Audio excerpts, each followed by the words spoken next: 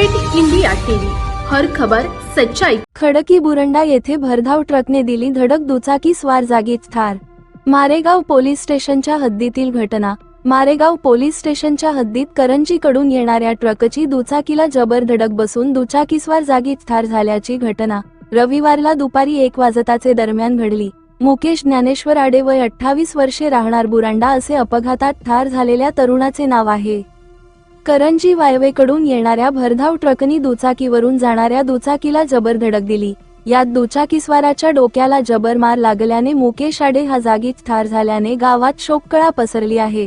अपघातग्रस्त अज्ञात ट्रक वाहनासह घटनास्थळावरून पोबारा झाला आहे। पुढील तपास मारेगाव पोलीस करीत आहे। विदर्भ उपसंपादक विनोद माहुरे सह मारेगाव तालुका प्रतिनिधी अनिता राऊत।